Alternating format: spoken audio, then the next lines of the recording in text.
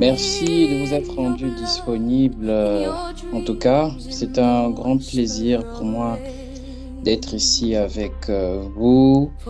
Merci à Monsieur Prince pour, j'appellerais ça dévouement, à Rebecca aussi.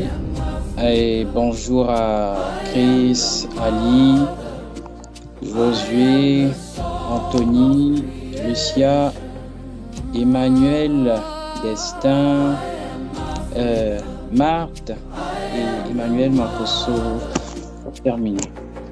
Et donc, je tenais très beaucoup à vous parler de... C'est certes une partie de mon expérience, mais ça reste une histoire que je tenais bien partager avec vous.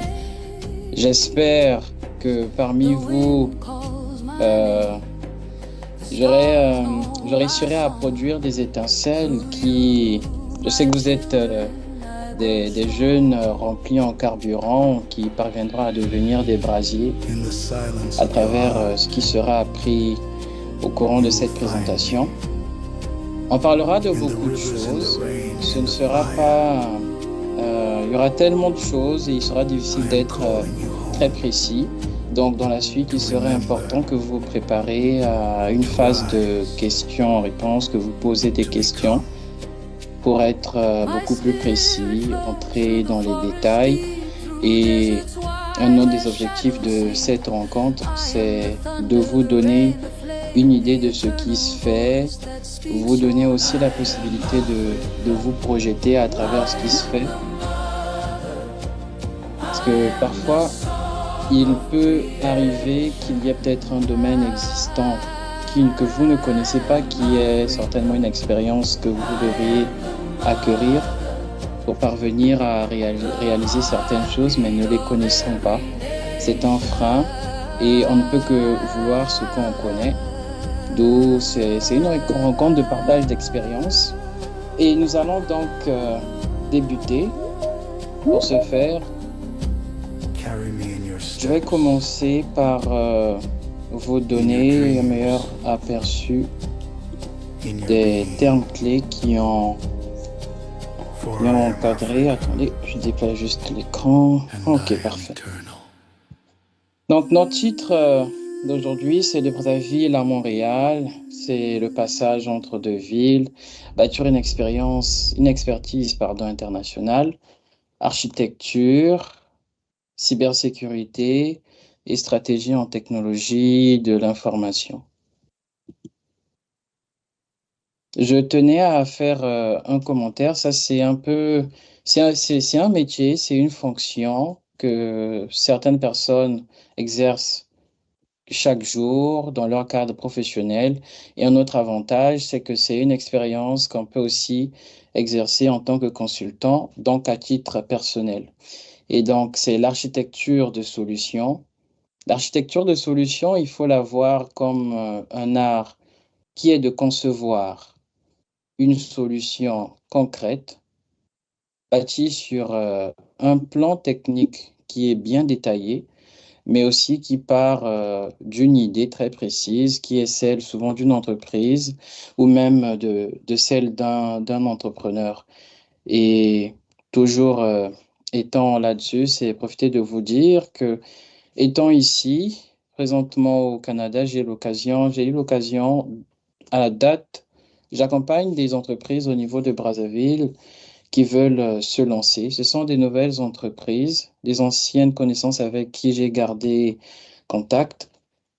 On a l'occasion de parler, je les accompagne en tant qu'architecte de solutions parce ils proposent des solutions d'entreprise où l'informatique est pleinement intégrée dedans.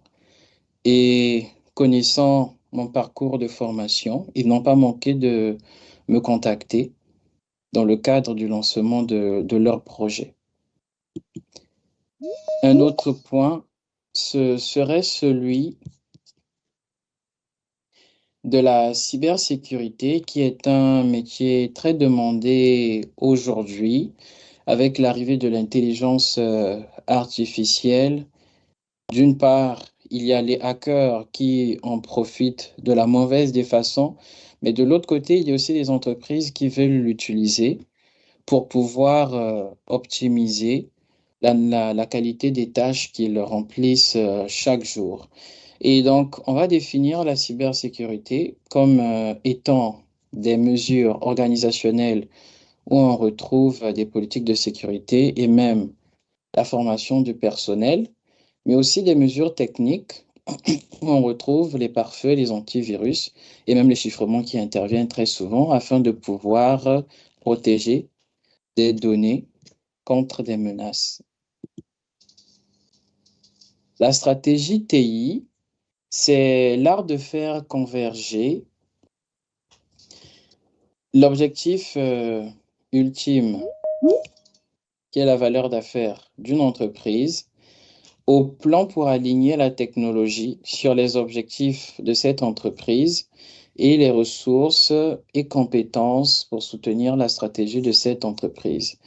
Et c'est une compétence très demandée en tant qu'architecte de solution parce qu'une solution qu'on fait, pardon, elle est censée apporter une réponse au problème même de l'entreprise. Une solution ne se conçoit pas dans l'improvisation. On est censé comprendre le mode de fonctionnement de l'entreprise pour que la solution puisse vraiment accompagner l'entreprise qui va recevoir notre produit dans son cycle de vie, que ce soit vraiment un ami. Et pour ça, il est important de parler avec les utilisateurs qui sont les employés de l'entreprise, mais aussi avec la hiérarchie qui sont les décideurs clés de l'entreprise. Donc ça reste des notions importantes lorsqu'on veut être architecte de solutions. Et il faut savoir être un stratège TI.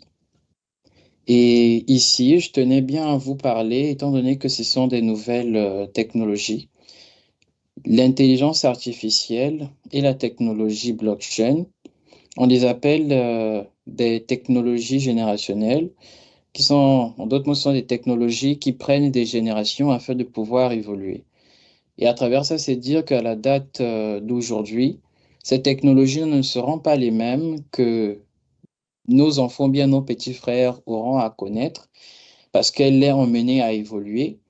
Et toujours dans le même concept, très souvent en sciences, il peut, à une certaine période de l'année, quand on est dans la conception des circuits électroniques ou on est concepteur, il peut arriver que tu ne puisses pas avoir une réponse à ton problème à la date T, mais avec les avancées technologiques, à une certaine date, il peut être possible pour toi de donner une solution très adaptée aux besoins d'une entreprise. Et ce qu'on va retenir, c'est que l'IA en base, elle renforce la créativité, la détection de scénarios qui peuvent être frauduleux.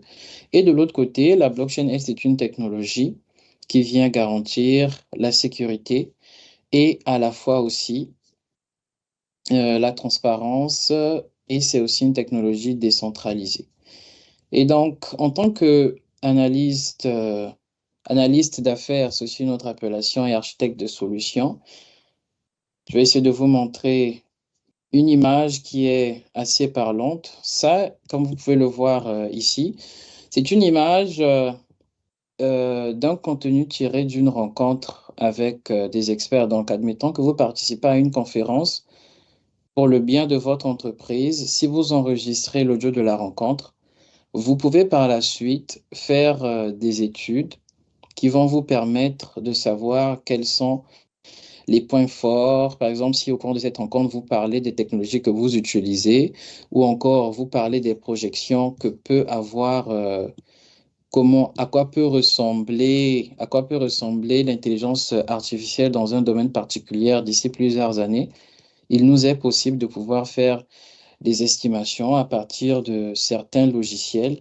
Et dans la suite, une fois que cela est fait, vous pouvez vous concentrer à concevoir réellement des systèmes étant alignés tant aux besoins de l'entreprise, mais qui seraient aussi à jour pour le besoin futur de l'entreprise.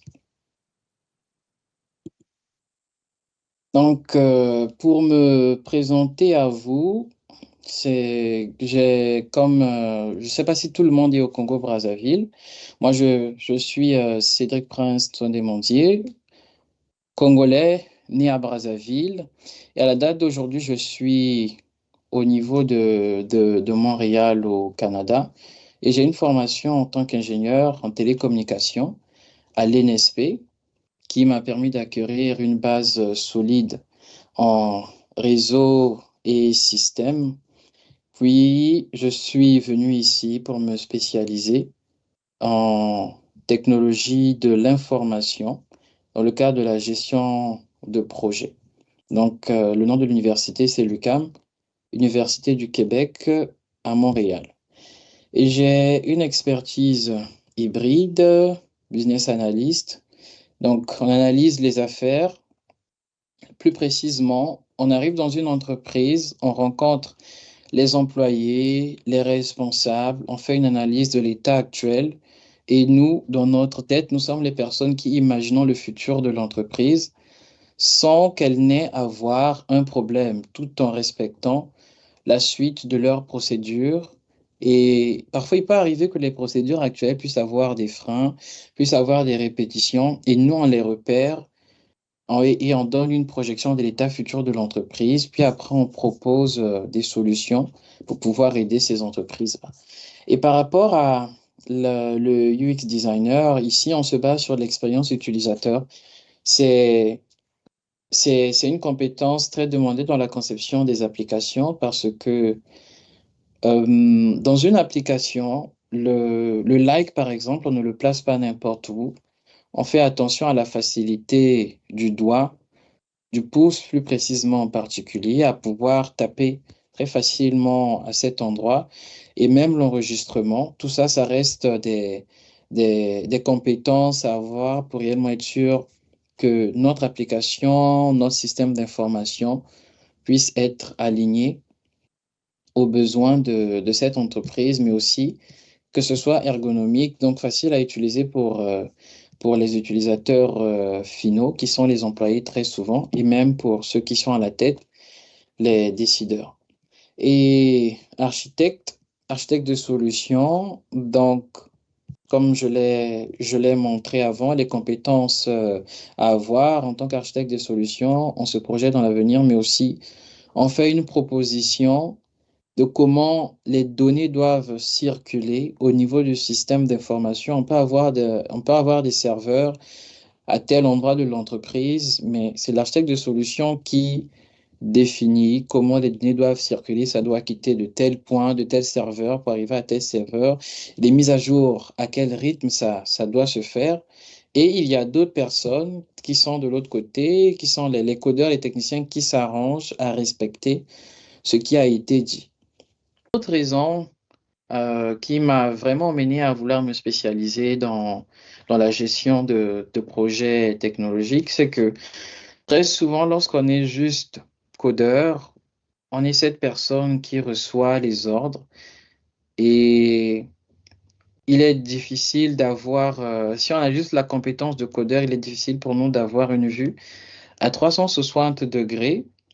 C'est-à-dire prendre en compte, oui, on va coder, on va écrire des lignes, mais on se concentre juste sur comment l'utilisateur va voir, mais il est rare qu'on prenne en compte certains processus de l'entreprise où parfois c'est même difficile et on peut avoir, on ne sait pas quelles peuvent être les données qui doivent sortir, qu'on appelle très souvent extrants, et les données qui entrent, on les appelle intrants.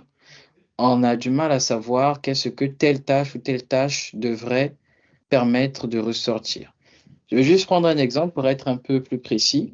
Admettons que je code une application de commande de nourriture et les utilisateurs peuvent faire les commandes, d'accord? Le livreur va venir, il va livrer, mais je n'ai pas, par exemple, de feedback de l'utilisateur. Ok, l'utilisateur va faire un commentaire. Mais le commentaire qui est fait par l'utilisateur peut servir à plusieurs choses. Ça peut servir à à repérer, par exemple, quels sont les livreurs, pardon, qui ont du mal ou qui ont des difficultés ou qui ne font pas bien leur service.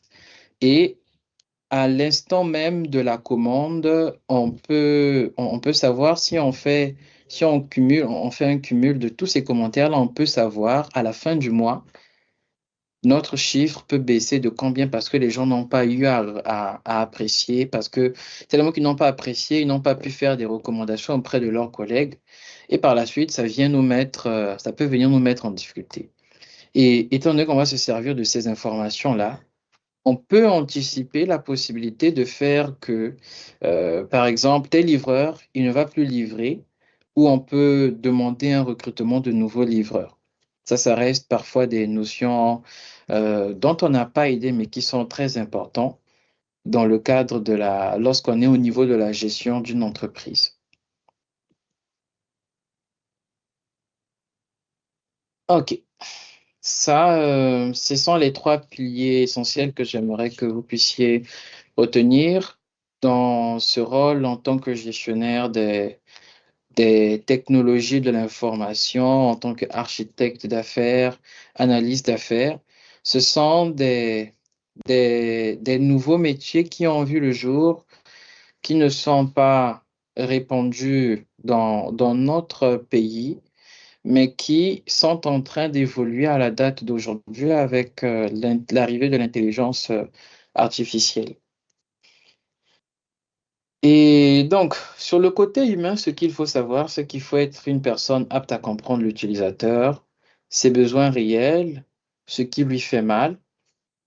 Et au niveau stratégique, il faut savoir que la solution que tu proposes en tant que consultant, en tant que développeur, doit être forcément alignée à la technologie et aussi aux objectifs d'affaires. Parce que quand tu arrives dans une entreprise, elle a certainement des systèmes qu'elle utilise déjà. Ce que tu proposes, ça doit s'intégrer et ça reste des notions très importantes. Ensuite, au niveau de la structure, il faut être apte à construire des solutions qui sont à la fois robustes, à la fois sécurisées. Et au niveau robuste, il faut voir comme des solutions, oui, elles arrivent à rendre, elles arrivent à rendre des grands services avec une grande importance, mais aussi ce sont une solution robuste. C'est une solution qui, dans le temps, elle peut, elle peut accueillir des nouvelles intégrations. La solution peut grandir et il ne faut pas que la solution qu'on propose soit limitée. Et très souvent, lorsqu'on est architecte de solutions ou analyste d'affaires, il y a quatre étapes très importantes lorsqu'on développe un projet, lorsqu'on développe une solution ou un prototype pour une entreprise. On passe par l'étape d'identification. Là, c'est avec l'utilisateur. Puis après vient l'étape de modélisation. Et c'est une étape assez cruciale où on cartographie les différents processus et les différentes étapes qui entrent dans le cadre de la réalisation d'une activité pour une entreprise. À titre d'exemple, admettons pour la même application qui gère les commandes, on écrit sur un papier les étapes qui passent, donc allant de quand le client entre dans l'application, il effectue la commande et de jusqu'à quand l'utilisateur, le client qui est l'utilisateur, va finir par faire son commentaire. Et en cartographie, donc, on s'imagine, on se met à la place du client, on se projette, on voit comment ça peut se passer. Et très souvent, c'est fait avec un logiciel et le rendu, on l'appelle diagramme PPMN. Il est fait à partir d'une application qu'on appelle Visual Paradigm. Et à la date d'aujourd'hui, à l'aide de ces applications-là, le code est en train de pratiquement disparaître parce que ces outils-là, comme Visual Paradigm, ils ont désormais la possibilité de faire une extraction d'un format proche de l'XML afin de pouvoir de le donner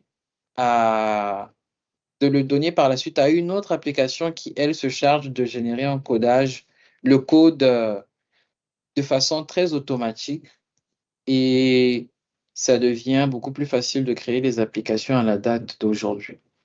Encore avec l'arrivée de l'intelligence artificielle, Visual Paradigm, c'est déjà un outil qu'ils ont aussi intégré au sein même de leur plateforme.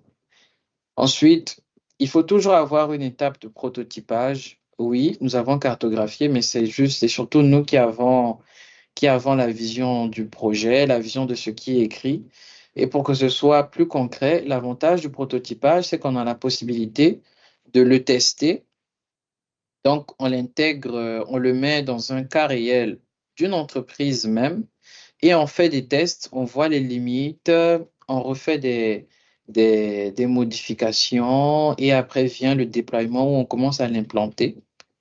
Et ça se fait de façon itérative, c'est-à-dire il y a des va-et-vient, ça se fait de façon évolutive, on fait des modifications pour que l'application s'aligne forcément aux besoins de l'entreprise. Ça, c'est quand on conçoit des solutions qui ne sont pas des solutions clés en main. Ça reste très important de faire attention à ça. Par contre, il y a des solutions qui sont proposées, qui sont des solutions clés en main. Celles-là, parfois, elles sont difficiles à modifier et très souvent, c'est l'entreprise qui finit par s'adapter même à ce que l'application leur propose. Et ça dépend vraiment de chacune des entreprises. Si elles sont prêtes à le faire, elles emboîtent le pas. Et si par contre elles ne le sont pas, elles préfèrent des solutions sur mesure, personnalisées, ou on fait des études très en profondeur. Et donc, les débouchés, lorsqu'on fait une formation pour être analyste d'affaires ou encore architecte de solutions, on parle aussi d'architecte d'entreprise. Les débouchés, c'est qu'on peut intervenir dans la gouvernance et la sécurité. La gouvernance, c'est un ensemble de règles. Donc, déjà, pour pouvoir pour pouvoir avoir à intervenir dans cette partie-là d'une entreprise, il faut être dirigeant. Et étant dirigeant, on planifie le volet stratégique des entreprises, on planifie les formations, par exemple, que les employés doivent avoir, on planifie en causant bien évidemment avec les techniciens, qu'est-ce qu'il faut produire si on est une brasserie, c'est un peu ça la particularité. Et la gouvernance, ça, c'est présent dans tous les secteurs, au niveau des finances, au niveau des hôpitaux, au niveau même dans le secteur public. Et juste pour la petite histoire de mon côté, à la date d'aujourd'hui, je travaille avec la Sûreté du Québec, qui est la police provinciale, et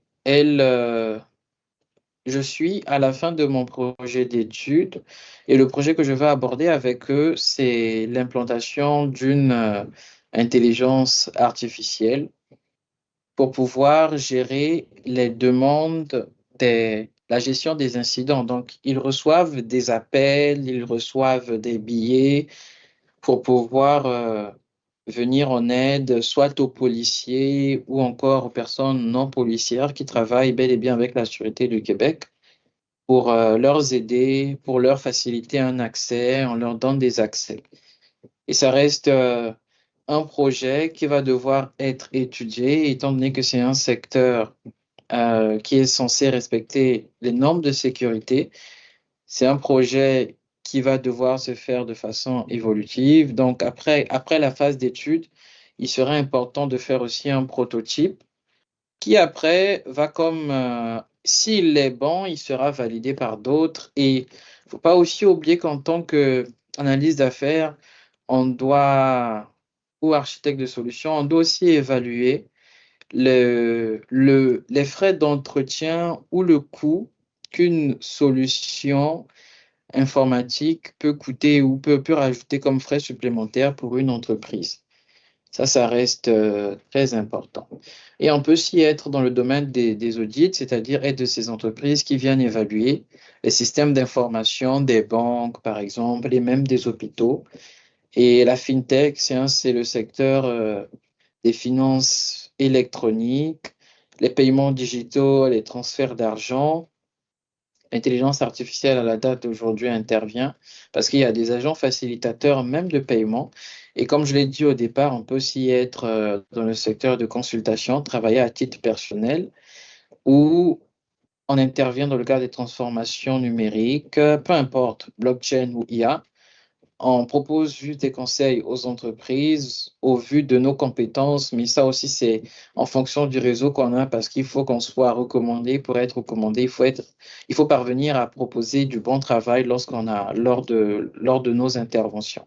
Et on peut aussi proposer des accompagnements TI euh, pour le maintien des solutions, des solutions informatiques des entreprises.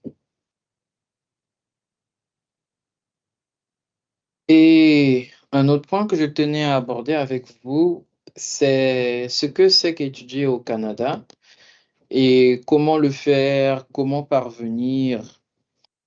Ce que je peux vous donner comme conseil à la date d'aujourd'hui, je sais que ça va certainement, comme je l'ai dit au départ, créer des brasiers qui fera que vous soyez enflammé et que vous ayez aussi envie de vous améliorer, d'upgrader, ce serait vraiment quelque chose de bien. Et la formation a un coût, l'ignorance, par contre, elle reste gratuite.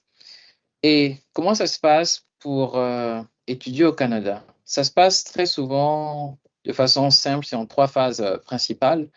Il y a l'étape d'admission. Et dans cette phase-là, on est censé préparer notre dossier académique. Ce que je peux vous faire comme conseil, c'est vous demander que chaque fois que vous finissez votre formation, et prenez toujours le temps de récupérer votre levé de notes et aussi votre diplôme. À travers ça, c'est aussi vous demander de nouer des bonnes relations avec les enseignants parce que dans la suite, il y a des formations où on exige des lettres de recommandation des enseignants qui ont eu à vous enseigner. Et donc, nouer des bonnes relations avec vos enseignants parce que dans l'avenir, ils peuvent intervenir et ce serait très bien. Ça va vraiment faciliter les choses. L'épreuve linguistique, ça c'est surtout pour les pays où on ne parle pas français. Ça, ce sont des certifications là où on parle des langues autres que le français. Mais nous, étant du Congo-Brazzaville, on est dans un pays où on n'a pas vraiment besoin de prouver qu'on a la maîtrise de la langue française.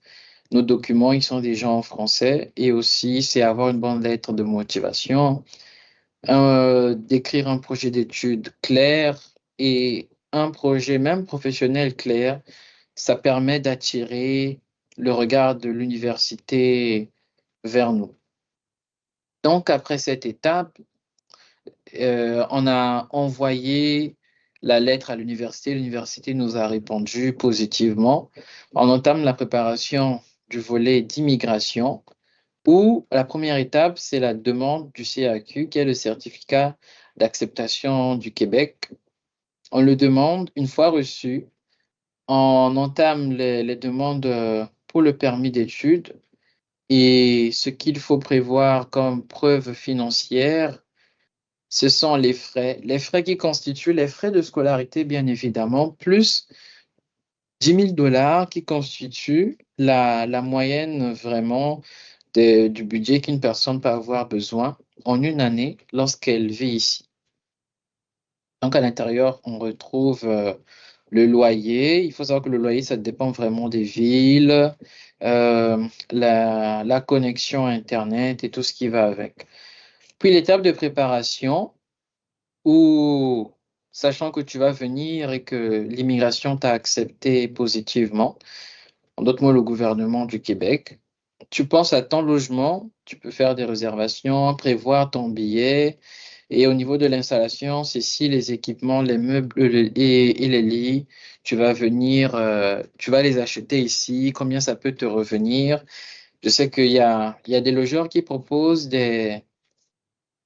qui proposent des logements déjà meublés et c'est souvent un avantage et c'est très bien. Et donc, c'est aussi précisé que vous devriez vraiment anticiper 12 mois à l'avance pour ne pas avoir vraiment des imprévus. 12 mois à l'avance. Donc, ça garantit vraiment que tout se passera bien parce que il faut aussi le délai, l'immigration ne réagit pas, elle n'est pas très réactive dans ses réponses. Parfois, ça peut prendre 6 mois, parfois ça peut prendre 2 mois. En tout cas, c'est très variable. Et si l'immigration prend du temps pour vous répondre, ça peut affecter la date où vous devriez débuter les cours. Donc, c'est très important d'avoir cette anticipation-là, de le penser pleinement avant d'entamer la procédure. Ensuite, là, c'est un peu un partage de ce que j'ai eu l'occasion d'apprendre. Les températures, en tout cas, elles sont très variables. Avec l'hiver, l'été qui est la période chaude. Mais pour tout ça, c'est surtout, vous allez constater qu'il y a une adaptation culturelle qui serait importante. Oui, les enseignants parlent français, mais parfois il peut arriver que dans la formulation des questions, ça ne vous paraisse pas direct, en fait. La compréhension de la question n'est certainement pas parfois directe. Et il est très important de s'adapter, de comprendre vraiment. En tout cas, le début n'est pas facile, mais par la suite, je sais que vous êtes des Kaizeners et que ce ne serait pas un challenge assez particulier. Si vous êtes dans une école française et si vous êtes dans une dans une université anglaise aussi, cela aura ses particularités. Et juste pour dire, l'UQAM, oui, ils acceptent des personnes qui viennent se former en anglais. C'est beaucoup plus pour le parcours doctoral. Mais il y a aussi des cours, elle est de base une université française. Et le marché de l'emploi, moi, je l'ai trouvé assez caché. Et en termes de statistiques, c'est de dire qu'il y a pratiquement 80% des emplois qui ne sont pas affichés et le réseautage est très essentiel. C'est dire à travers ça qu'il peut arriver que des emplois soient affichés, mais il y a déjà quelqu'un de prévu qui se doit d'intervenir à ce niveau-là afin de pouvoir compléter la période de stage. Et si vous ne réseautez pas en participant à des événements de partage d'expérience, à des événements de réseautage, il vous sera vraiment difficile de pouvoir rencontrer les personnes même décideurs dans le recrutement, les personnes même décideurs dans l'acceptation d'un stage pour un étudiant. Et c'est aussi dire que le stage peut être une porte d'entrée vraiment royale vers l'emploi permanent parce que vous serez reçu. On va voir comment vous allez travailler, s'arranger à laisser un bon témoignage de notre personne. Ça reste toujours très profitable. Et donc, juste pour vous parler de mes projets et visions, de base, j'aimerais bien me spécialiser au niveau de l'IA générative, très en particulier. Et il y a aussi le secteur de la blockchain sur lequel j'ai déjà eu l'occasion de travailler. J'ai eu aussi l'occasion de le tester à travers ce mini ordinateur qui est l'un des produits, c'est en particulier le deuxième modèle que nous avions eu l'occasion de réaliser. J'ai eu l'occasion de tester le rendu de la blockchain à l'intérieur. Il arrive à le supporter. Et à l'avenir, on prendra le temps de pouvoir peut-être le faire à grande échelle et de le commercialiser.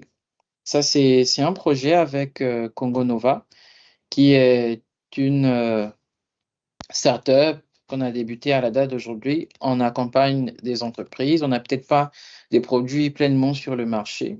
On accompagne des entreprises à voir le jour ou à maintenir leur système d'information, à parvenir à implanter les technologies de l'information au sein de leur structure. Et une des missions que je me suis fixée, c'est accompagner l'innovation technologique tant en Afrique qu'au niveau du Canada, en Afrique particulièrement au Congo, et créer des ponts entre l'écosystème, surtout former la prochaine génération d'experts en technologie de l'information.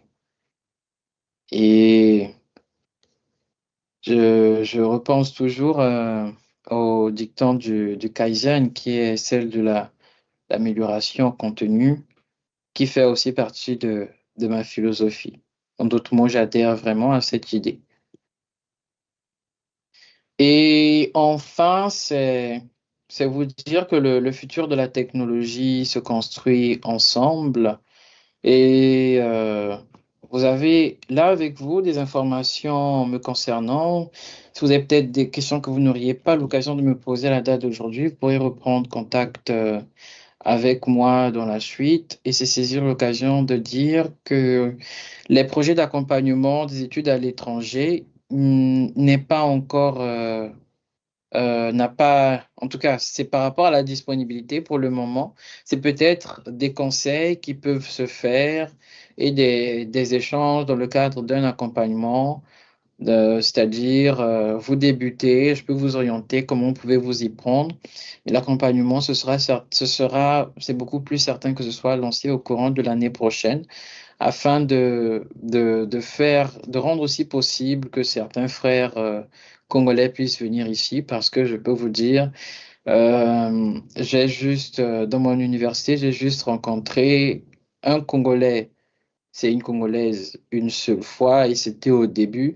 Et jusqu'à la date d'aujourd'hui, les nationalités que je retrouve le plus, soit ce sont des Maghrébiens ou encore les Togolais, les Sénégalais, les Congolais nos Congolais voisins. En tout cas, il n'y a pas vraiment beaucoup de Congolais. Et ce serait un grand plaisir de partager mon expérience et de voir aussi d'autres Congolais arriver ici.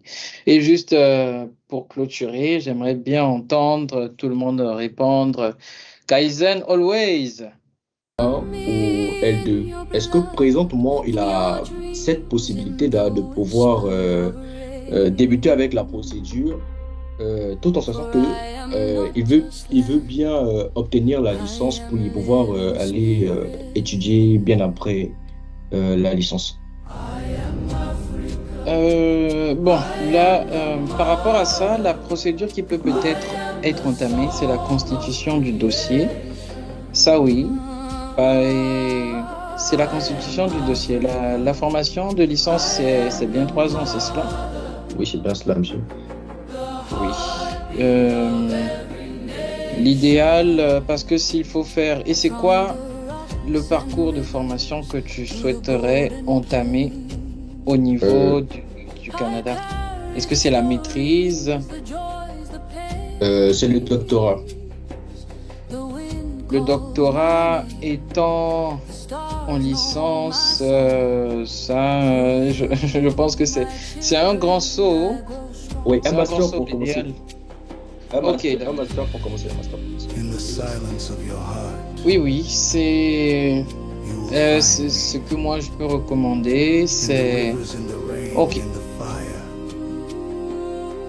Je sais que par I rapport am aux demandes calling you home qu'ils peuvent faire, il to faut remember vraiment montrer que ton to parcours rise.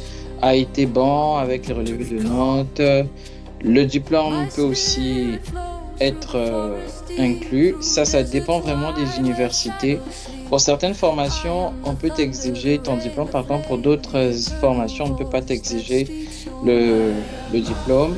Et il y a comme 2 formes de maîtrise. Il y a des maîtrises à caractère recherche et des maîtrises à caractère professionnel.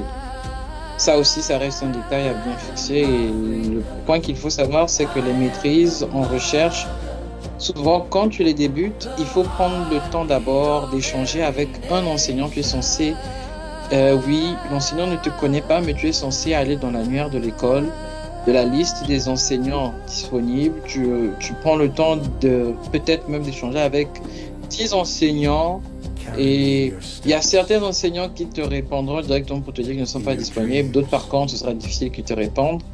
in your Il faut being. savoir, il faut vraiment être For très I am convaincant dans ta Africa. lettre pour être sûr que tu fasses ce parcours de recherche, là. Et le parcours de recherche, il est moins coûteux que le parcours professionnel. Oui, en tout cas, la recherche est très encouragée ici, mais parfois c'est au niveau de la réponse de l'enseignant où ça peut poser problème. C'était au départ l'une de mes options, mais ça n'a pas pu être possible.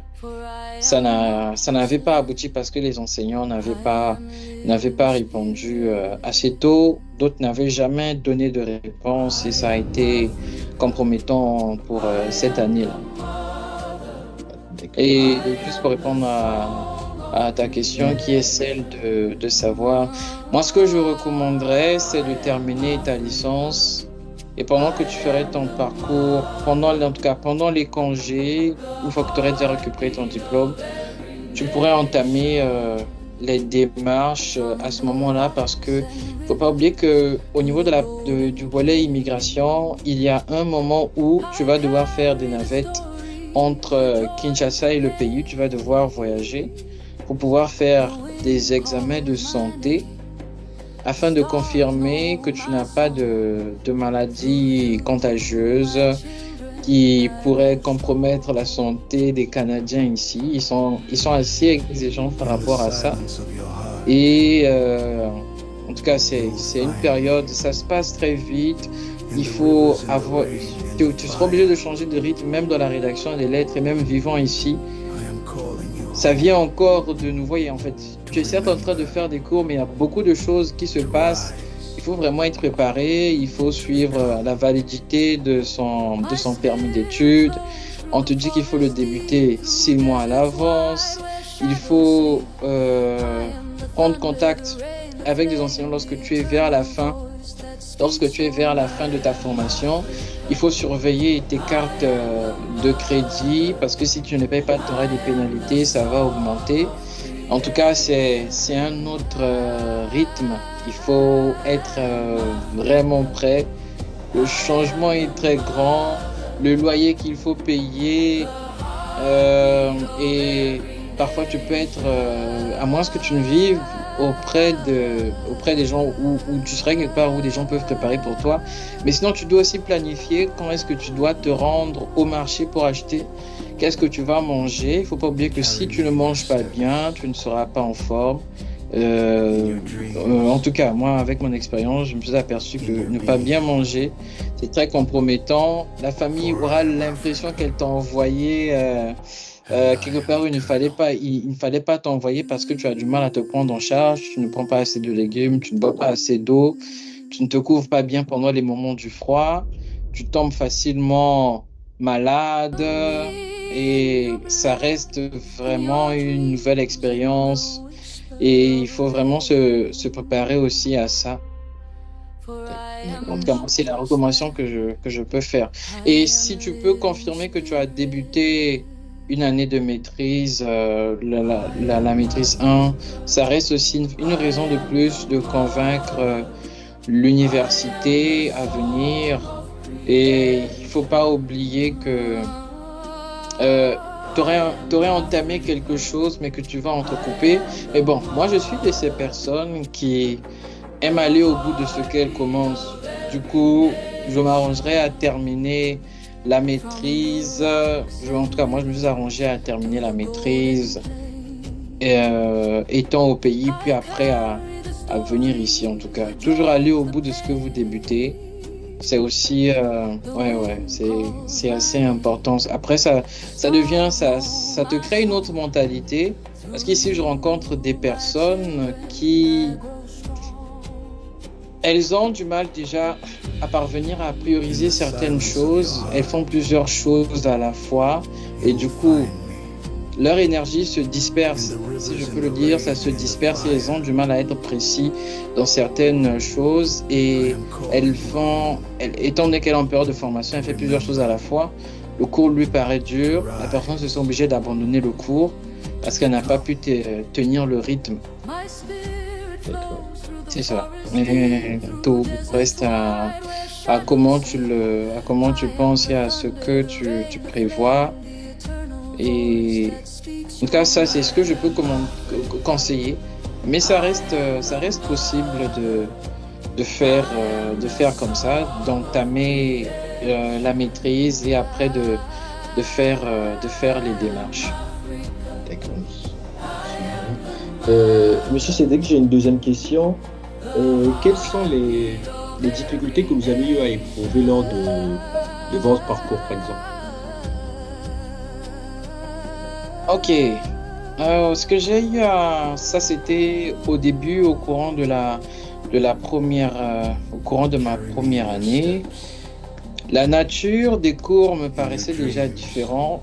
Moi, étant de l'NSP, j'ai beaucoup plus été habitué à des cours où vous avez souvent des formules. La nature des questions qu'on te pose, ce sont des questions que tu trouves, ce sont des réponses pendant l'évaluation, bien évidemment. La nature des questions qui te sont posées, ce sont des réponses que tu aurais pu facilement trouver dans le cours, mais ici, les choses vont à un niveau où parfois on te pose des questions au vu d'un article qui a été lu dans la classe, vous avez discuté, il faudrait faire des commentaires.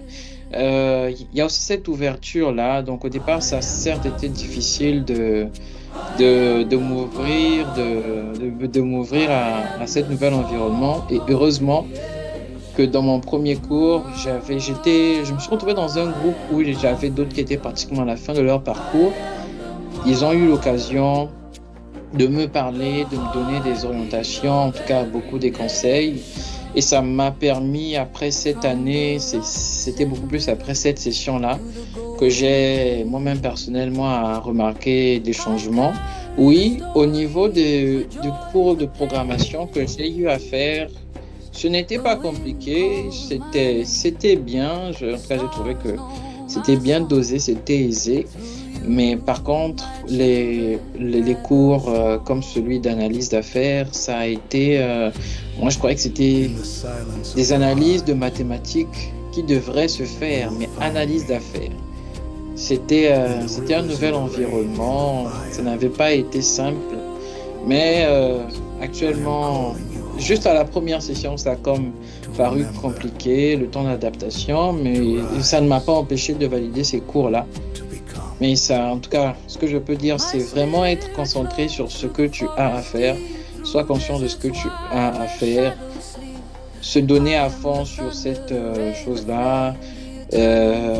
Avoir cette acceptation qu'il y a d'autres personnes qui sont arrivées, qui l'ont fait, ça ne leur a pas posé de difficultés et que toi aussi tu es capable de ça. Parfois, il y a les moments de doute ne manqueront pas. Encore une fois, je rappelle, les moments de doute ne manqueront pas. Il faut vraiment être confiant. Heureusement, je pratique aussi le sport. Ça m'aide vraiment parce que il y a des semaines où je ne suis pas allé au sport. J'ai l'impression que j'ai du mal à réfléchir. J'ai d'autres collègues qui n'arrivent pas à se concentrer pendant longtemps, ce qui est différent pour moi. Je prends le temps de manger, je peux me retrouver dans la chambre pendant près de 5 heures, peut-être même toute la journée. Je suis là en train de parcourir de nouvelles choses, de lire, d'essayer de comprendre ce dont il est question. Je sais qu'il y a d'autres qui souhaitent se rendre à la bibliothèque, mais moi, c'est beaucoup plus quand je suis dans un environnement que je maîtrise, que je me sens à l'aise à l'idée de réfléchir pendant longtemps, que ça me convient et que je fixe mieux les cours. Mais faut pas avoir peur. Il y a beaucoup d'opportunités ici. Tout juste en passant, j'ai eu l'occasion de rencontrer au courant, comme je l'ai dit, des événements de réseautage. C'était une journée de carrière organisée par notre université. J'ai approché des recruteurs de talent. Ici, c'est comme ça qu'ils les appellent, recruteurs de talent. C'est pas RH, mais ils s'appellent recruteurs de talent. Et j'ai eu l'occasion de présenter le projet pour lequel je prévoyais faire mon projet de fin de parcours, qui est celui de la détection des fraudes à partir de l'IA dans les banques. J'ai eu à lui parler de ça. Il a apprécié et il était question aussi d'amener son CV. J'ai remis mon CV, j'ai été recontacté. Par contre, j'ai eu des collègues qui n'ont pas été recontactés. Et quand tu arrives ici, ce que je peux aussi recommander, c'est de faire une formation en langue anglaise. Et encore pour dire qu'il y a beaucoup d'opportunités, c'est un institut linguistique provincial. Ils arrivent, oui, la formation coûte 4 000 $. Non seulement il y a les frais de cours, la formation coûte 4 000 $, mais on te donne la possibilité de le payer en 52 tranches. Et heureusement que j'ai commencé à travailler bien après. L'autre difficulté aussi, ça n'a pas été facile de facilement combiner formation et études.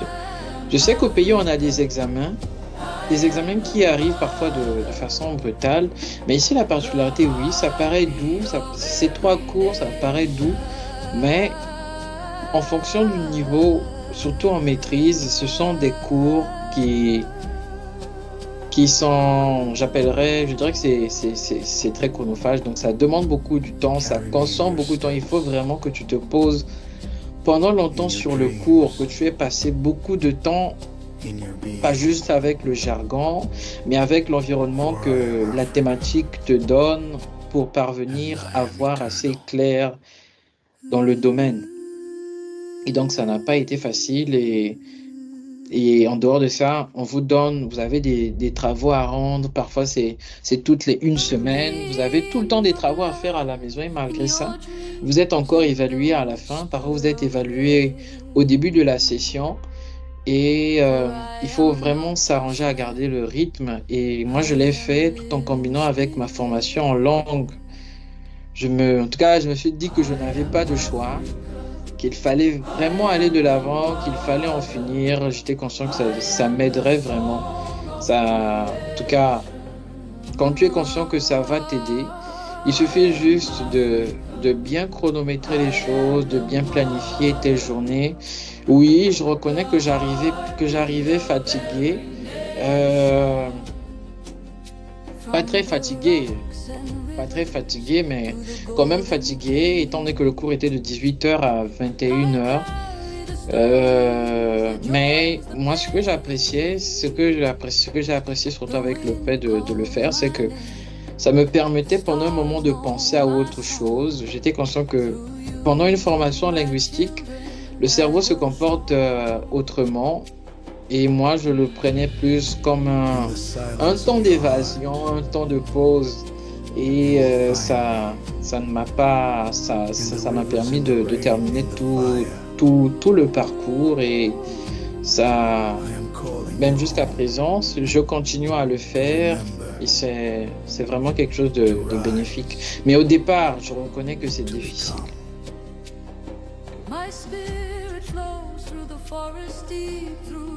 Encore une fois, il ne faut pas avoir peur.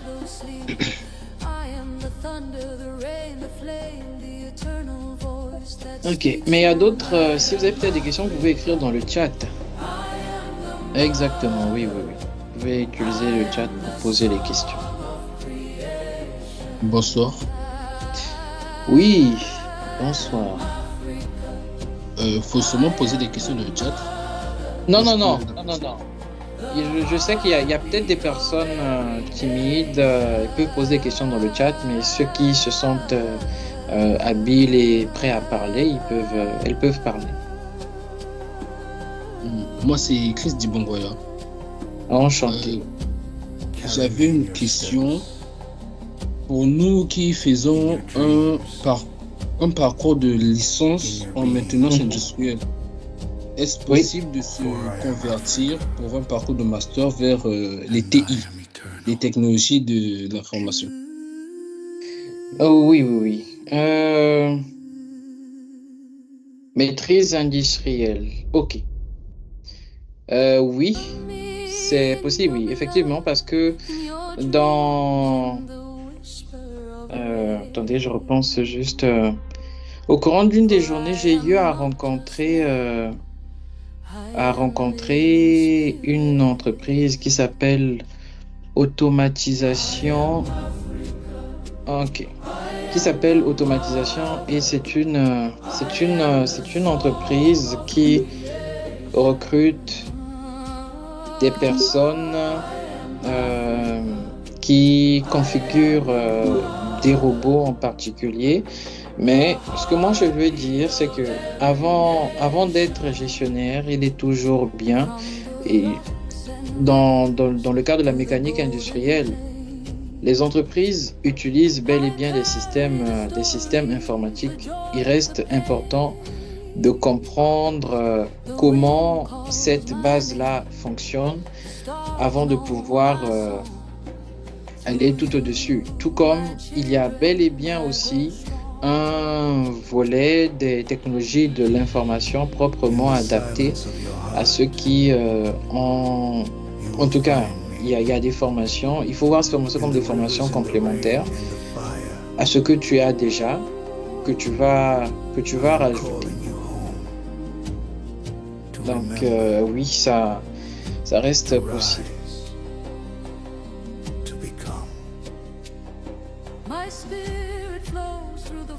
Mais c'est quand même très compliqué parce que là, par exemple, au parcours de maintenance industrielle, on ne fait pas tout ce qui est basé sur l'informatique, tout ce qui est programmation. Or que dans les TI, technologies des informations, on est plus basé sur tout ce qui est programmation, tout ce qui est conception et réalisation. Cette conversion ne va pas se faire. Il faudrait plutôt avoir une licence, comme votre parcours, une licence dans des télécommunications. Oui, dans les communications pour pouvoir plus facilement faire le master sur les TI. Ok, je comprends. Mais juste pour parler, j'ai un collègue qui a, lui, un background en finance. Ça paraît quand même bizarre, mais lui, ce qu'il a fait de base, c'est la finance. Il a fait la licence, il a fait une maîtrise, mais en finance. Et à la date d'aujourd'hui, il est là. Il est en train de suivre le parcours avec moi. On a même débuté le parcours ensemble.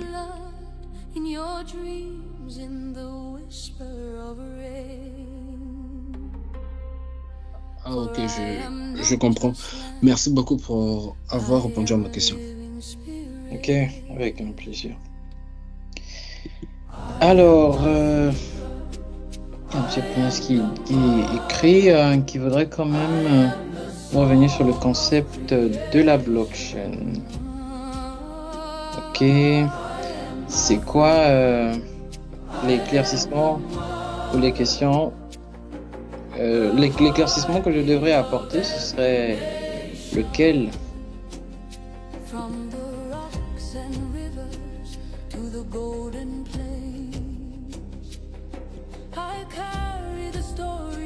Allô? Monsieur Prince? Ah, son application. Ok, super. D'accord. Donc, la technologie blockchain, c'est une technologie très particulière. Elle peut permettre à une entreprise de faire plusieurs choses. Comme à la date d'aujourd'hui, elle est utilisée, imaginez-vous, dans la logistique.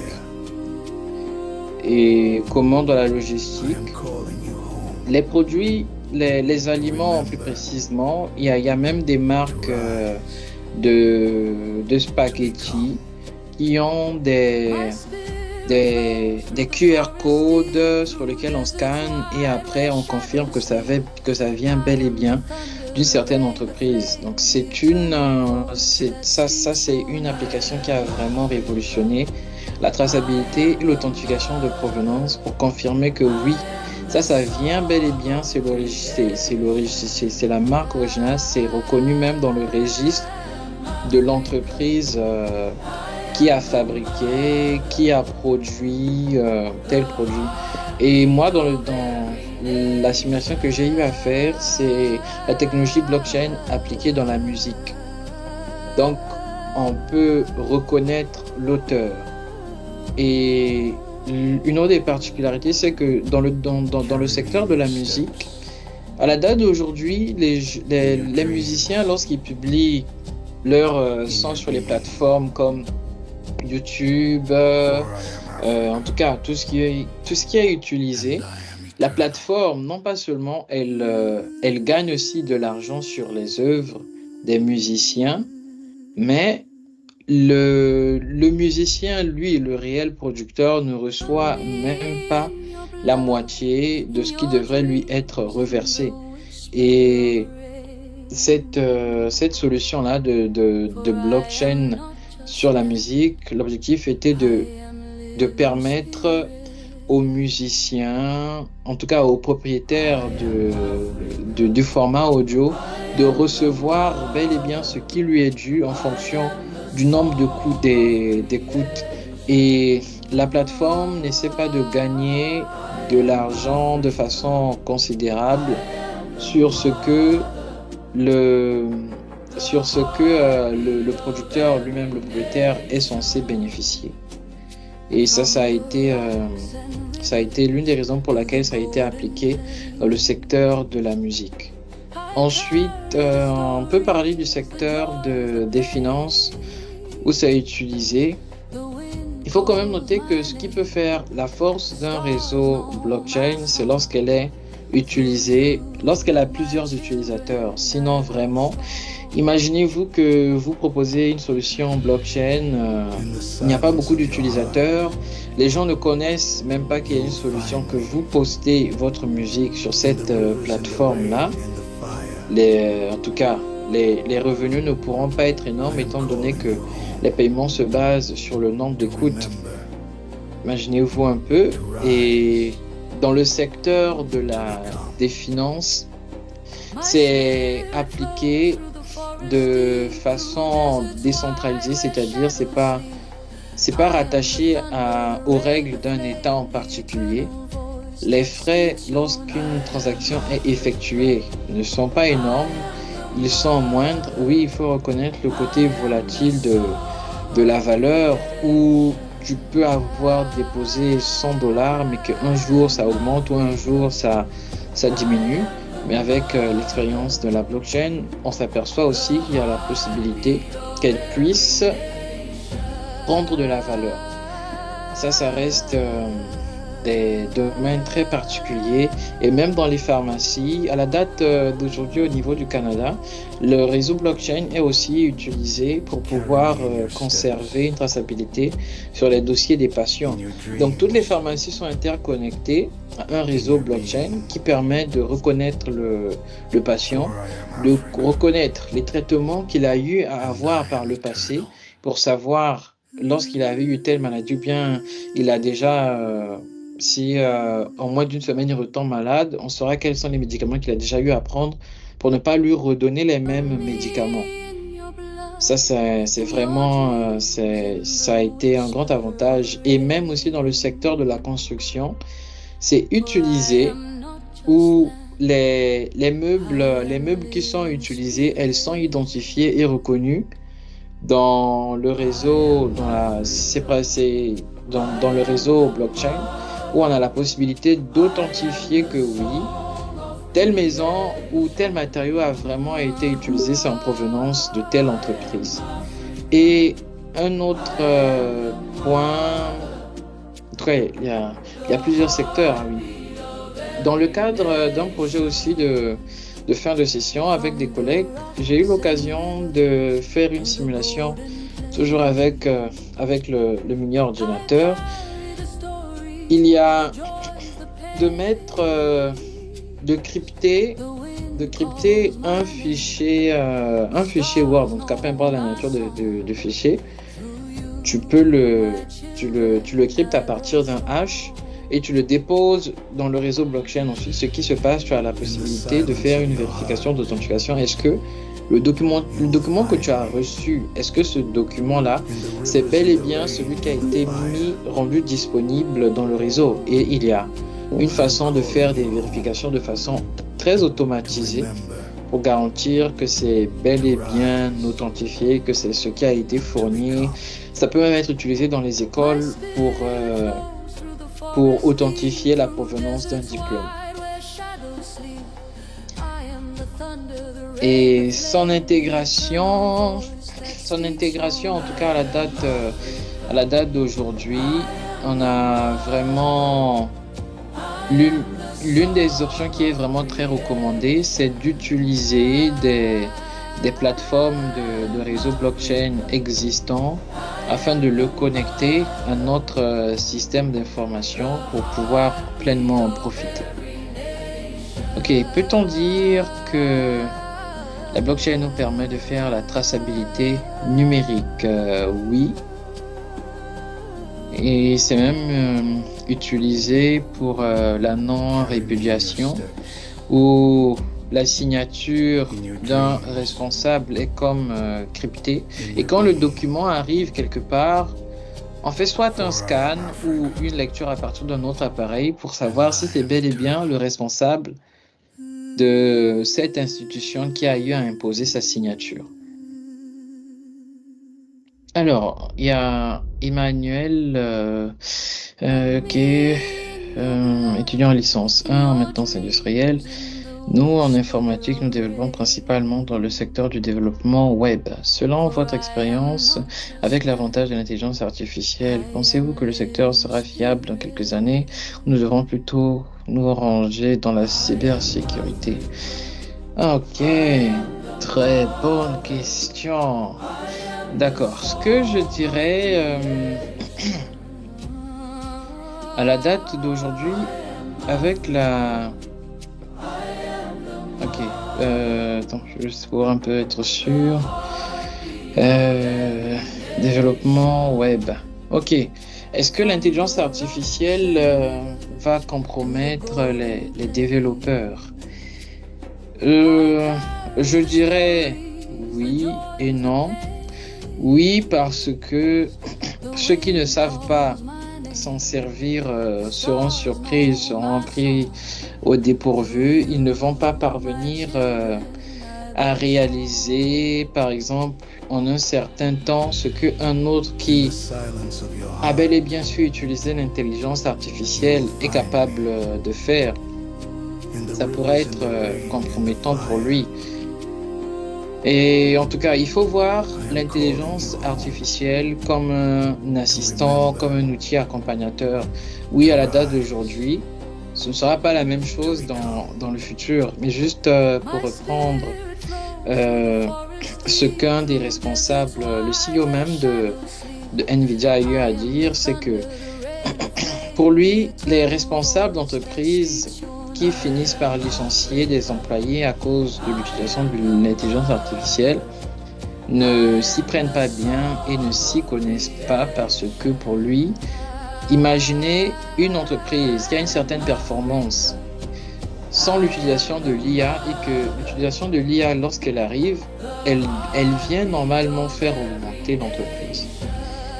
Et il y a même Elon Musk qui parle du concept de l'humain augmenté. Seulement, il faudrait préparer de nouveaux rôles, il faut former, il faudra vraiment savoir à quoi former, sur quoi préparer nos employés pour qu'ils soient aptes à utiliser l'intelligence artificielle.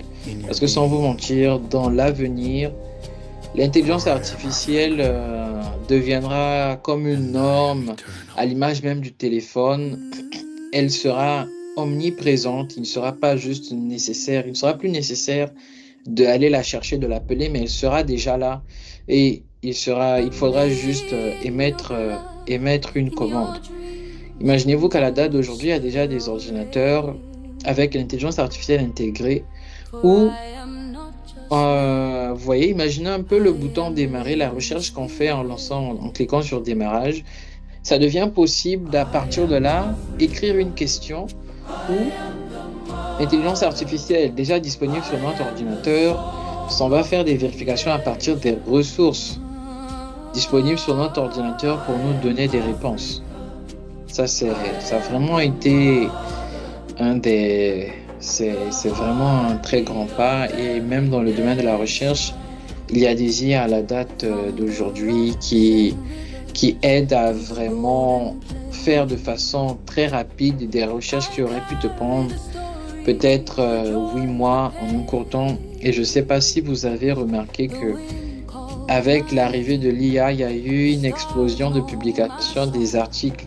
C'est dire à travers là que même les chercheurs à la date d'aujourd'hui qui nous rédigent du contenu utilisent l'IA et il faudrait vraiment s'en approprier. Ça reste très important. Alors, il y a une autre question. J'espère bien que j'ai répondu à cette question. Ok, j'ai pas abordé le volet cybersécurité. Par rapport au volet cybersécurité, oui. C'est dire que à la date d'aujourd'hui, on insiste, il faut, en tout cas, dans l'utilisation de l'IA, il faut que l'humain soit présent, je dirais, au début et à la fin pour savoir qu'est-ce que l'IA a eu à donner. Et même présentement, lorsque nous utilisons nos outils IA, il y a des personnes, j'ai oublié comment est-ce qu'on les appelle, mais il y a des personnes qui entraînent les IA. Ce sont des fonctions qu'ils prennent en ligne, des responsabilités ou des rôles qu'ils prennent sur certaines plateformes en ligne. Ils rédigent du contenu à caractère poétique, à caractère musical, pour rendre l'intelligence artificielle beaucoup plus créative. Et un autre choc que j'ai eu à vivre en faisant cette découverte-là, c'est que les outils IA utilisés par exemple par Facebook ou encore YouTube pour exclure certains contenus, ces personnes-là, il y a des personnes qui évaluent le contenu de certaines vidéos qui font face, qui sont exposées pendant près de 8 heures.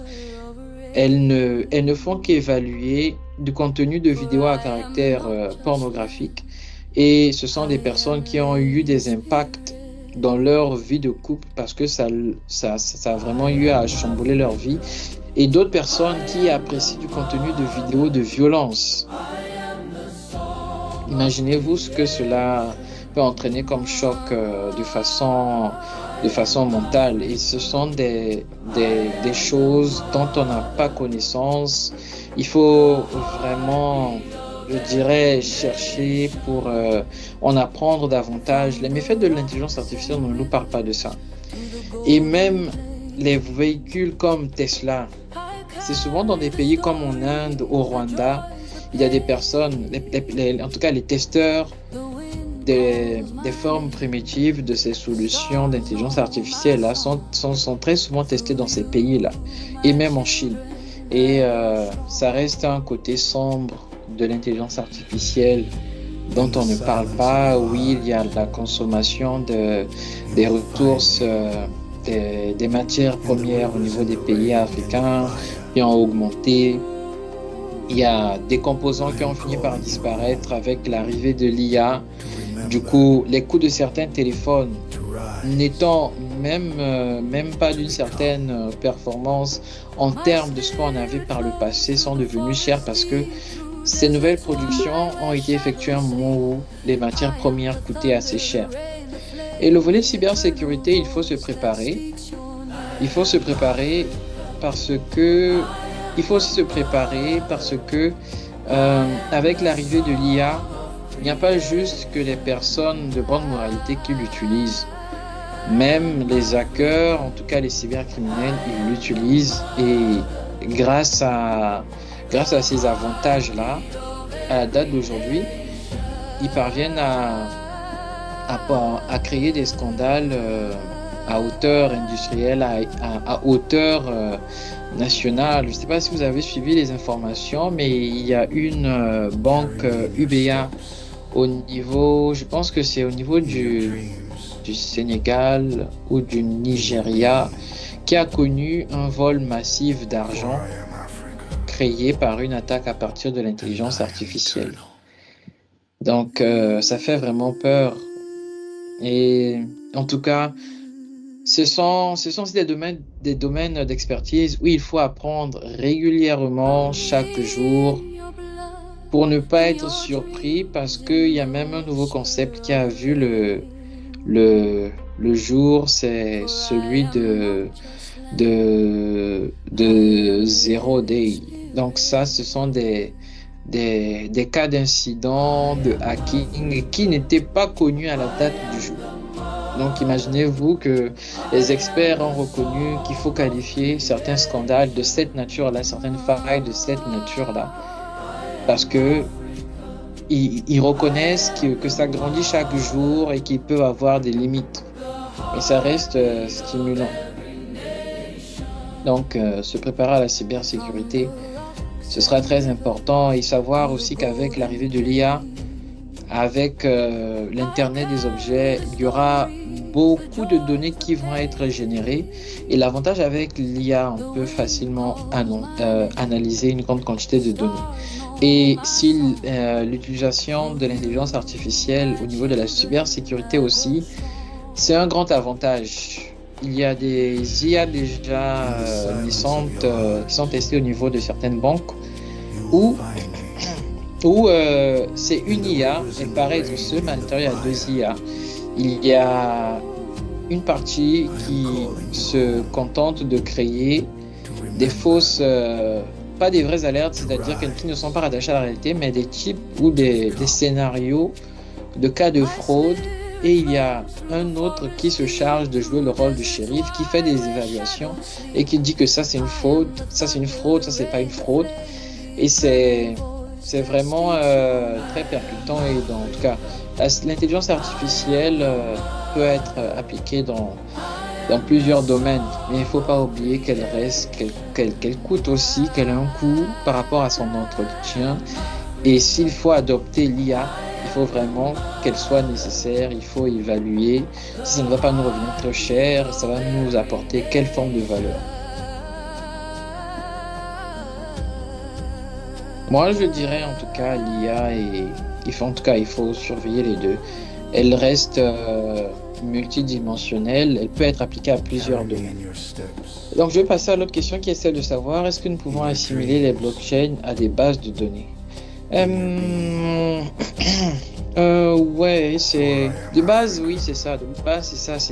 C'est un serveur de données. C'est vraiment une base de données, mais doté d'autres capacités, de beaucoup plus d'avantages.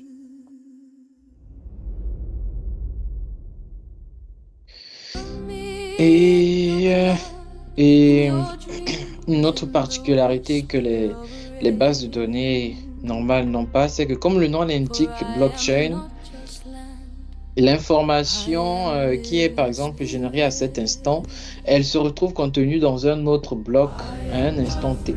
Et c'est comme ça que ça évolue à chaque moment qu'il y a une nouvelle donnée, à chaque fois que le temps évolue. Donc, ce que les bases de données habituelles ne font pas. C'est un peu ça l'une des particularités de la technologie blockchain.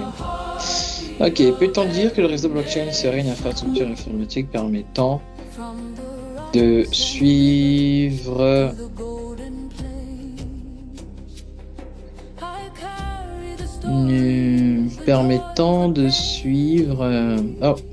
je comprends pas trop la suite de la question, pardon.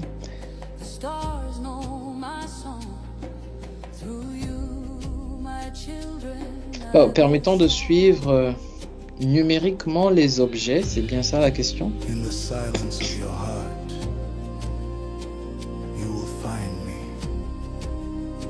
Oui, oui, effectivement. Ok. Il y a même, ça j'en ai pas parlé, il y a des applications de la blockchain avec l'Internet des objets. En quoi ça consiste? L'Internet des objets nous permet de récupérer des données et la blockchain, elle joue le rôle de sauvegarde à des instants précis. Il faut voir vraiment la blockchain aussi comme un registre où on a un temps, mais c'est un registre qui prend en compte plusieurs transactions à la fois. Et ça, un autre de ses avantages, c'est le volet traçabilité, que ça s'est vraiment conservé pendant longtemps. Oui, en tout cas, ça permettrait de suivre numériquement des objets comme la géolocalisation, les battements de cœur, si c'est appliqué au capteur de sens sur les téléphones ou même sur une montre. Ok. Et j'aimerais savoir comment le rôle de l'architecte d'affaires permet d'aligner des solutions technologiques aux besoins des entreprises. Intéressante la question. Oui. For I am Africa, Euh, and I am eternal. En fait, les choses se passent telles que ça devient ça devient même une nature, une capacité. Comme je l'ai dit, c'est pratiquement tout un art en tout cas. Comme Lionel Messi ou Cristiano qui sait sur le terrain, il doit aller comme ceci, il est inspiré en fonction de la difficulté. C'est aussi, c'est même comme ça que les choses se passent. Donc, on te présente une situation. On te présente une situation. De cette situation, tu t'informes auprès des utilisateurs. C'est même toi qui formule leurs problèmes. Donc après que tu aies eu à formuler leurs problèmes, tu te projettes, tu imagines comment ces problèmes peuvent être résolus. Et après, tu proposes une solution et c'est toi qui fais les vérifications. Est-ce que ça tient compte de ce que l'entreprise veut? Et un autre point qu'il ne faut pas oublier, c'est que souvent dans le cadre d'un projet dans une entreprise, que tu n'es pas seul à intervenir. Donc, tu auras l'occasion de discuter avec d'autres collègues étant en équipe. Et même en dehors de ça, tu auras l'occasion de faire des va-et-vient avec ceux avec qui tu as posé des questions, avec les responsables pour valider ce que tu proposes. Mais il faut savoir qu'il faut vraiment il faut pas abuser de leur temps, c'est-à-dire tu prévois vraiment ce dont tu as besoin, ce dont tu arranges-toi au moment où tu les rencontres, de poser le strict minimum, le strict nécessaire en tout cas. Réfléchis bien que ce sont les interrogations auxquelles tu as besoin pour pouvoir avancer, afin de pouvoir les poser pour ne pas abuser du temps de la personne.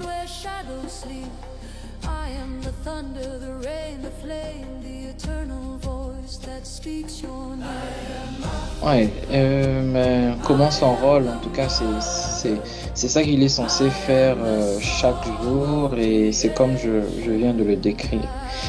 Et une autre des particularités, il y a très facilement des architectes d'affaires deviennent facilement des responsables, des dirigeants, des gestionnaires d'une entreprise parce qu'ils parviennent à comprendre très rapidement le cycle du fonctionnement de l'entreprise.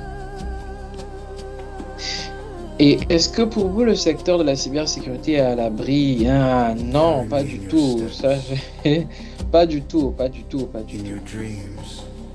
Et peut-elle à longue, je suppose que là c'est par rapport à la durée, à longue protéger des données à elle seule sans présence humaine?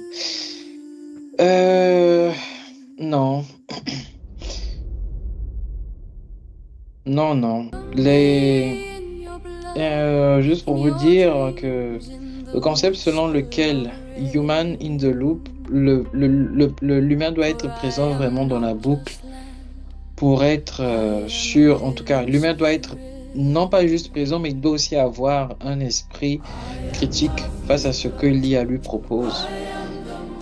Et il y a des schémas, c'est-à-dire des scénarios dans le cadre de la cybersécurité qu'on peut automatiquement se décider, mais il y a d'autres schémas où il serait important que l'humain intervienne pour pouvoir donner la décision finale. Il peut peut-être bloquer en attendant la validation humaine, mais l'IA ne sera pas indépendante de l'homme. L'IA aura toujours besoin de l'homme, si je peux le formuler ainsi. Parce que même à la date d'aujourd'hui, il y a des gens qui travaillent pour entraîner les outils IA. Et oui. Et un autre point qu'il faut savoir, c'est que si les choses se passent telles que les IA semblent contrôler les humains, c'est qu'il y a d'autres personnes à la tête qui contrôlent. C'est qu'il y a d'autres humains à la tête qui la contrôlent déjà. Et une des bonnes choses à faire, si on pouvait déjà nous-mêmes avoir on peut déjà commencer à travailler dessus. Ce serait un avantage qu'on aura sur plusieurs années, sur plusieurs personnes. Malheureusement, à la date d'aujourd'hui, il n'y a pas beaucoup de Congolais africains, pardon. Il n'y a pas beaucoup d'Africains spécialistes dans l'IA. Et je suis même très surpris quand je vois les rencontres qui ont lieu à l'échelle internationale. Il y a beaucoup d'Indiens qui interviennent et il y a même beaucoup de banques indiennes qui ont vraiment instauré l'IA. Il n'y a pas d'Africains, hein, si je peux vous le dire. Je n'ai pas vu d'Africains intervenant comme étant responsables d'une solution IA. Et c'est vraiment très inquiétant. On risque encore une fois de se retrouver dominé, Carry me in your alors steps, que on parle, in your dreams, on parle in your de being. d'indépendance numérique. Ça reste, c'est ça, souveraineté, voilà, souveraineté numérique, souveraineté technologique. Si on n'a pas un modèle propre à nous, on ne fera qu'adopter celle des autres. Et un autre défaut avec l'IA, c'est que en moins de 4 mois, la nature des choses peuvent changer. Donc, si tu te concentres à développer une solution à une certaine date, sache que si tu prends trop du temps, ta proposition deviendra déjà obsolète. Il faut savoir vraiment être assez rapide dans le cadre de l'adoption, du changement et de l'évolution.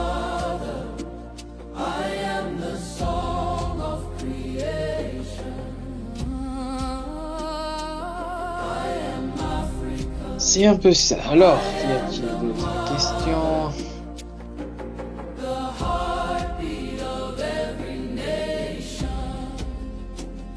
From the rocks and rivers to the golden plains, I carry the stories, the joys, the pain.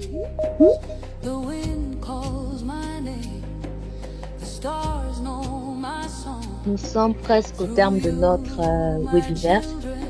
Et Monsieur Cédric, en résumé, que pouvons-nous retenir de tout ce que vous avez dit, tout ce que vous nous avez présenté? You will find me. Bon, ce que je dirais, c'est qu'il faut, pour ne pas être en retard, il faut s'informer sur ce qui se passe dans le secteur des technologies. Vraiment, il faut s'informer pour ne pas être en retard, mais aussi se former pour ne pas être en retard. Ce serait ça, en tout cas.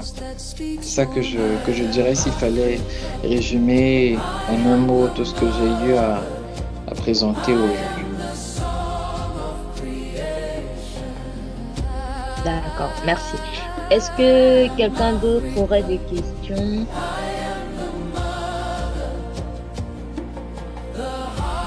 Alors, vous avez la question d'Emmanuel Makosso qui dit, selon votre expérience, l'IA viendra pour nous soulager la tâche de nos activités ou viendra nous remplacer? Elle viendra vraiment soulager les personnes qui seront prêtes à la recevoir, à travailler avec elle, et elle viendra remplacer celles qui vont prendre du temps à changer, à s'adapter, à s'accommoder à elle. Celle-là, sans doute, ça viendra les remplacer. Malheureusement.